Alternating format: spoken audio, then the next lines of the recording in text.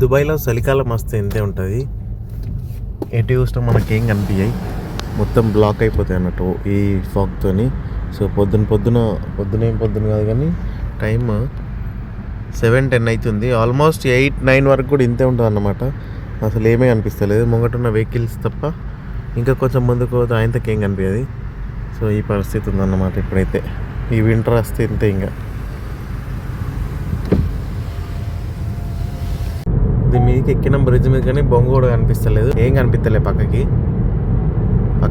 ముంగట కూడా ఏం కనిపిస్తలేదు. ఇప్పుడు ఆల్రెడీ 90 స్పీడ్లు ఉన్నప్పటికి కూడా బొంగు కూడా కనిపిస్తలేదు.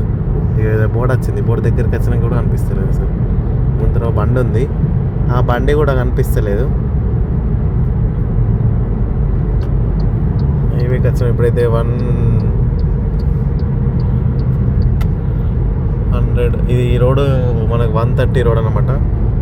సో అసలు ఏం కనిపిస్తలేదు. మనం కూడా హజార్ లైట్ వేసుకోవాలి. హజార్ లైట్ వేసుకొని కొంచెం స్లో అయింది బెటర్. ఇలాగే మెల్లగా పోవాలి, ఎందుకంటే అసలు ఏమీ కనిపిస్తలేదు, రోడ్డు మొత్తానికి కనిపిస్తుంది అన్నమాట. సో ఫాస్ట్ పోతే యముడు డోర్లు తీసి వెల్కమ్ అని చెప్తాడు, అందుకే మెల్లగానే పోవడం బెటర్. దగ్గరికి పోయినాక ఇంకేం కనిపిస్తలేదురా పాపం.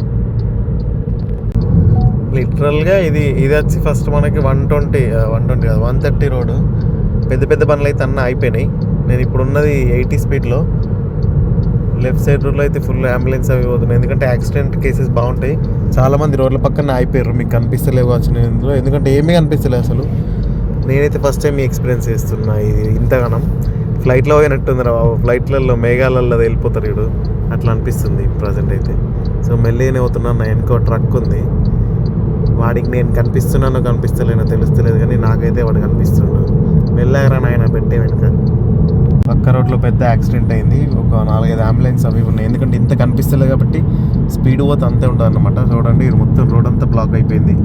ఇప్పుడు ఇది కిలోమీటర్ల చొప్పున బ్లాక్ ఉంటాయి, ఎందుకంటే ఫుల్ పెద్ద రోడ్ అంతా బ్లాక్ చేసేసారు. ఇది అంతా అయిపోయినాక లాస్ట్కి ఇట్లా ఎండమామ రాగానే ఏం లేదు, పాట పెట్టుకొని పోవడమే.